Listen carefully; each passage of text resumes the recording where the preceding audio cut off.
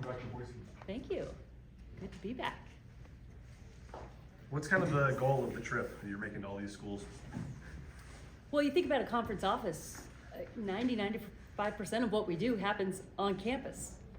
We don't build facilities, we don't hire coaches, we don't have student athletes. So I think it's really imperative to get out. And when I was on campus, it really meant a lot when the conference came to see us, because it meant you're really interested in how things are done. Each campus has its own culture. I know you're only partway through this campus tour, but everywhere you go, you learn something. So what have you learned about the Mountain West Conference so far that you really love, and what have you learned about the conference that makes you go, yeah, we need to get better there? What I really love is the support. These schools come out, the fan bases come out. In a lot of areas, we're the only show in town. There's a lot of alignment, which I really appreciate, between president, athletic director, coaching staff, and what athletics means to institutions as the front porch. So that I love, because from a commissioner's point of view, you can't recreate that. Like, you can't coach 7 foot. You know, that kind of investment and love of athletics, you can't really manufacture. What was the other half of the question? The soft spots, maybe? What I love about the league is, every institution has places it wants to get better, that they need to invest more or want to grow. But what I love about it is not one or two institutions represent all of our soft spots, and around that alignment, we're really, really strong. And there's a very high level of awareness about where each school wants to get to. It's not an exercise where I have to say, hey, it would be really nice if you improved here or there. All our schools are focused on raising. What similarities do you see with Gonzaga basketball and Boise State football? Again, I think that alignment and investment and community support.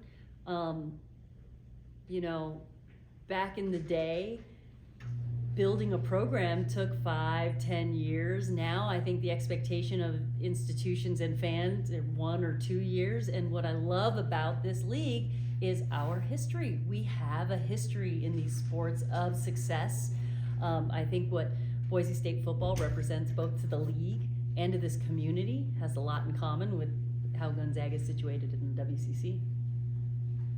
You potentially could be a couple months into the job and already be losing a school in your conference. I mean, based on reports out there. What can you say about your conversation with San Diego State and how that, what the latest there, I guess? Very close communication. I believe in the transparency. I go back with J.D. Wicker, the athletic director, back to his days at Washington State. So on the one hand, don't want to lose any schools. On the other, I understand that you have to do what's best for your program. So let's communicate and work our way through it. We have a membership subcommittee, 3 ADs, 3 presidents that have met once, are going to meet again. So we're ready. We're ready for scenario A, B, C, D, Armageddon.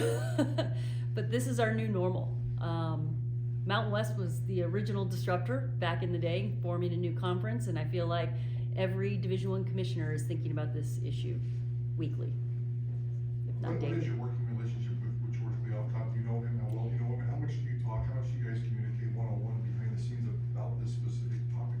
I know George very well. When I was at the Pac-12, he was one of our main MGM liaisons, so we did a lot of work in Vegas with the basketball tournaments. Wonderful human being. He's been wonderfully gracious in chatting, texting, communicating, and thinking about our future together. Even if they do expand, I don't think that will negatively impact our relationship or our ability to think collectively about what's good for the Western region.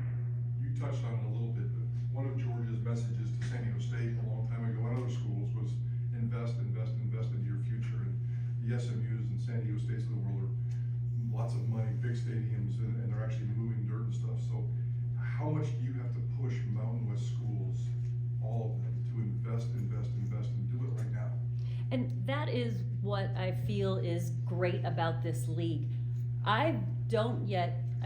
The commissioner's position does push in certain areas, but right now in my opening tour, I'm hearing from schools what they want from us. They want to know our comparables. They want to know the spending levels of both in the league and against our biggest competition.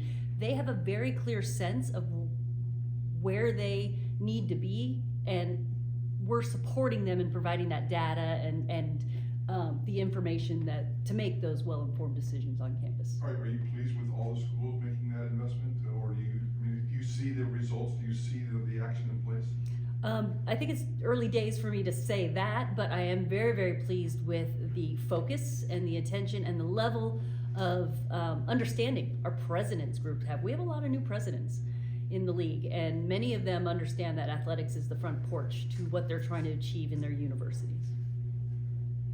You talked a little about kind of understanding the top-heavy nature of Gonzaga as it relates to the conference, and Boise State is this conference. What are you hearing from presidents on the split agreement that gives Boise State a larger share of television revenue, and where do you come down on that personally?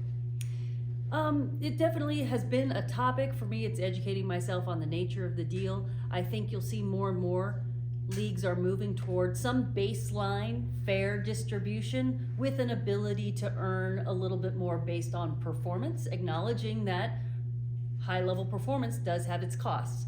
So we are actually working through that. We are meeting as our president's group in March, and we are going to be presenting revenue distribution models to talk about that. But definitely the Boise State piece of that, I inherited it. It is what it is. It's in there, and I think when we analyze the bigger revenue distribution, we'll look at models that may or may not, will not affect that. As you're presenting those models, when would those start? That's a really good question. I don't think I've gotten that far yet. The subcommittee you mentioned, are they already making lists of potential replacements, or are they deciding if you're gonna stand pat, or what's kind of what are they doing, I guess, in their early going?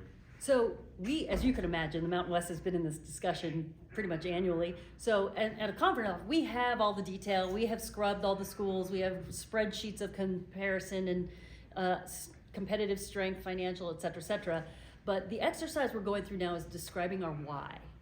What do we want when we think about expansion? If we don't lose a school, do we need to add schools, and what is our why? And what is our rank order of why? It has several factors: football, basketball strength, sport competitive top to bottom, media market, media value, two different things, brand elevation, academic fit, mission culture fit, geography. You have all these factors, and we need to get clarity on, as a group, how are we going to rank order those? So that's task one. And then task two is then looking at the data in the schools and seeing who fits our why, depending on what happens to us, or if nothing happens to us, should we expand anyway? So we're working through that analysis. Is either Dr. Trump or Jeremiah on that committee, or? Yes, Dr. Trump is on the committee. Is there a number, like you look at some of these leagues, I think the SEC, when Oklahoma and Texas come in and have 16, is there a number that becomes too big or too unwieldy for a conference? Personally, 16 makes me nervous, but that's just me. I think that's a lot of agendas. But I think a sweet spot for us is 10 to 12. Because one, strength in numbers, but also you got to look at your region and the schools around you and how you're trying to schedule non-conference and the availability of opponents. The bigger those teams get, or leagues get, does it make us tougher for us to schedule non-conference and across our sports? But with the Pac-12 losing UCLA and USC to the Big Ten, there could be some really good opportunity there to schedule those teams so that they can stay in the Western region in their non-conference season. Plays into our strengths. So there's a lot there, but I haven't really gotten deep into individual sports schedules yet. George was in Dallas playoff golf a couple of days ago, and I've heard Andy Avalos and Jeremiah Dickey talk about they would love Boise State football to be in Texas more. Obviously, the best way to do that would be to incorporate the state of Texas into this league. Is that important to you? Are we going to see Gloria Nevarez sitting in a basketball arena in North Texas or San Antonio or something? How strongly will you consider the state of Texas? I think our membership does share that desire, or shares the understanding of the attractiveness of having a Texas, both media market and recruiting market, both for athletics and students generally. So, but I don't want to get in front of the work of this subcommittee and favor any one direction over another, but certainly if that was the directive of this subgroup, I'd be traveling to wherever we wanted to expand into. I mean, you you probably had your agenda when you first took over, and this came up right away, or what? I mean, is it exciting, I guess, that you can have such a big impact right away, or such a big challenge potentially, or I guess you would rather just keep it as is and worry about other stuff, or how do you feel about all this being now at the forefront of all You our mean membership? Yeah, and then Yeah. our questions are all about, that's obviously the big thing going on right now with your league. Yeah, and it's different because certainly it's unlike many, many years, decades in college athletics. But on the other hand, for me, it's exciting because we are dealing with this question from a position of strength. If we lose one or two schools, we could still be okay. We are an FBS league well positioned within the 10 to consistently vie for that 6th spot. We have no shortage of schools that are interested in joining us because of the strength of our league and our brand and our situation. So whenever you're in the market, it's good to have market power. One of the last conversations with Craig Thompson was, the day he inherited or took over as Mount West Commissioner, the day that he left, a lot had changed. In the current landscape, like what excites you most about being commissioner of the Mount West Conference? What Craig built. One, operationally, I think our conference is really, really well run. We do a great job on blocking and tackling of the office operations. And then two, Craig's legacy of the college football playoff expansion. That's a tremendous opportunity for us to be consistently in the middle, if not top 5 in CFP. What you spent on the college football playoff expansion, how big of an opportunity is that you see for the Mountain West? Amazing, both in playoff spot opportunity, but media value in the next negotiation. It was interesting. They sent me some historical articles. Craig had been trying to push that boulder up a hill since I think 2019, and the statesmanship and the diplomacy with which he did eventually get that boulder up the hill was just amazing. You talked about media market, media value, so they were different, and that's a really good argument between like the Boise States and the SMUs of the world in terms of one's in a big media market, but one might get more television viewership. Break that argument down for me a little bit. Exactly. I think Boise State's the great example of that argument. Media market, geographically, population-wise, not as large as a major metropolitan center. However, media value, clearly, as we acknowledged from the prior deal, very, very strong. So you don't want to lump those in together when analyzing potential schools, because you can be in a great media market, example LA, but not draw the eyeballs or have the success that has really pulled in the value. So we split those out when we think about schools and what we're looking for. But also, you think about if we are in the ecosystem somewhere squarely in the middle, your top teams are always going to be aspirational. It's the same on your roster. It's the same in any company or organization. So we also have to think about us as, looking at that next generation. And then our why might change a little in that. And you're looking more at potential. So the committee's job is really going to be drilling into that and figuring out where we need to be today, where we need to be in 3 years when we renegotiate our media, or where we need to be in, I'm not doing the math right, but 6 years when the A5 again renegotiate their deals. When you renegotiate the media, where do you think the future lies with streaming? We have massive, mega streaming outlets now. We haven't really seen them attach themselves to a particular conference yet. It's kind of like the Wild West. What's your opinion with the future of watching a lot of these games? Like people watch television now on some type of streaming service. Yeah, the Wild West, it feels like that. And in fact, when I thought by now, 2023, that the market would have settled out and we'd have that answer by now. And so since remember when cell phones came out and everyone had their own plan and I couldn't call you and you couldn't call me and they had extra fees, and then all of a sudden the market leveled and we could all port our phone numbers and call each other without having to worry about it. I think we're waiting for that leveling in the streaming market. I look forward to seeing what the Pac-12 does. I'm looking forward to the NFL, CFP as well are going into the market for negotiations. So I think we'll get a lot more information and hopefully a lot more, comfort level with going to a streaming platform. I think our next gen is comfortable there, but maybe some of our traditional sports fans aren't yet. I myself get a little frustrated when I have to authenticate and register and give my email address just to see a game. How many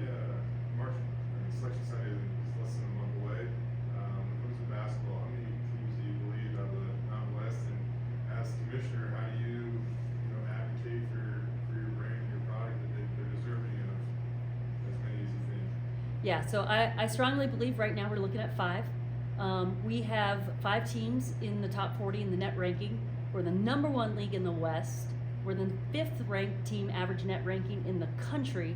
But more importantly, and I don't know that folks have honed in on this, we have a 72% winning percentage in non-conference. But what does that mean? That means if you stub your toe in league play, lose a game that maybe you weren't supposed to, or something like that, you're not gonna fall down the net ranking. That non-conference work is a result of tremendous scheduling and winning by our coaches relative to where they are in rebuilding or vying for seeding in their season, and that's really going to carry us through to the end. What do we do as a conference? I think we've consolidated around our talking points. We advocate with the NCAA committee, but really, we're just amplifying the work that's being done on campus and on the field, or on the court. Where do you sit in terms of, it's been a debate in this league, 18 versus 20 league games for basketball. You have the uniqueness of 11 teams, so you can do round robin if you were at 20. I know non-con scheduling plays into that too, it's 2 less games, but is there, and maybe it's too early for you to say, but is there any talk about that, or?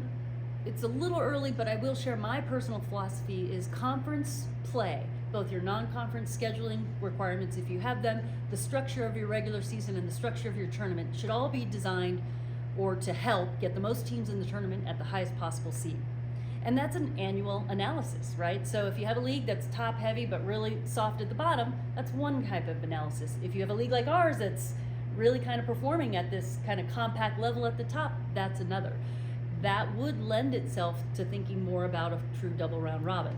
But we also have the open question of membership that would have a ripple effect into that number of teams in the league. So it is a little bit TBD, but we look forward to getting into that a little bit deeper as the year goes on. You mentioned the postseason, and I think I asked you about this back before the championship game, the tournament there. Ironically, Gonzaga was maybe talking to the Mountain West when you guys changed the rules about for that to benefit them. But how do you think that has played out? I know Leon's been a big proponent of going to something similar here. Is that something we could see here, or similar format, or? And when that was adopted in the WCC, we had a very high top angling for number 1 seeds national titles, and the bottom was a lot softer.